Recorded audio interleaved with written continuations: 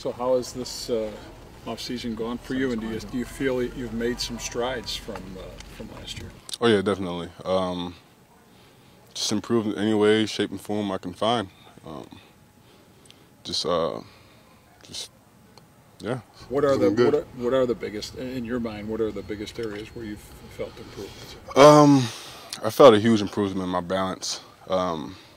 Being able to, do what you want at a certain speed. It takes a lot of balance. It just takes a lot of core strength. It helps your game a lot.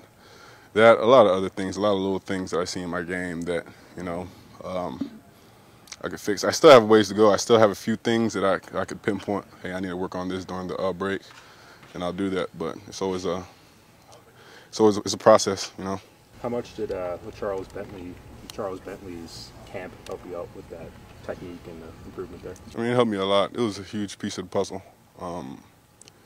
and I plan to go back there this offseason for a few weeks before we get back to camp, and see where it goes. How challenging was last year for you, and how are you using that as the main drive for your improvement this time around? Yeah, it was tough. It was probably one of the toughest things I've been through in my life, especially camp. But I know what to expect. So, we're humans, we can adapt. And Coach Kromer, how does he factor in with the technical aspects that he's teaching you and such? How much are you learning from him? What are you learning from him? I'm learning a lot from him. You can tell he's one of those guys that did his homework. He knows what he's doing out there. He watched a lot of film to come up with a lot of technique things that he comes up with, and I think that's the most important thing for me with Coach Kromer, because I trust him. I trust his techniques. I trust his things, and just go about it. How would you compare that to last year's Pat Morris? They're two. Pat, he's an older guy. He's been around for a long time, and he has his pros, and he's a great coach. He's a great coach and great builder. He's a great builder of offensive line, and Kromer, he's a great coach. He's in his own way too. Richie was saying yesterday that the offense is as diverse, playbook-wise, especially for the running game. Like yeah. Talk a little bit about that, if you could, and also what you think is whoever's going to be the starters. Are they going to be the people that can master that playbook and digest all of it? Yeah, the playbook this year. This is probably the biggest playbook I've come across in my life, and I mean that's the NFL.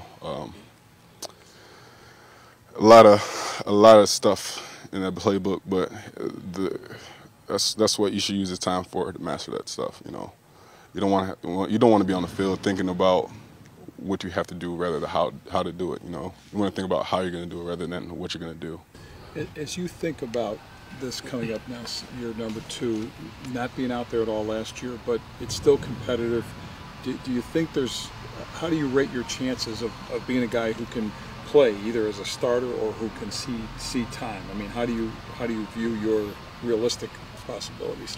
Personally, I'm pretty confident. Pretty confident about my game. I know that there's things that I need to work on, like everybody else. All I can say is, when we put on the pads, that's the real test. You had a couple good weeks out here. Now we're gonna put on some pads and do some real things. How encouraging is it though to be in this position right now? Here we are. You've been working with the ones. I mean, go back from where you were a year ago to now. I mean, you've got quite the opportunity here to take that job. Yeah, I mean,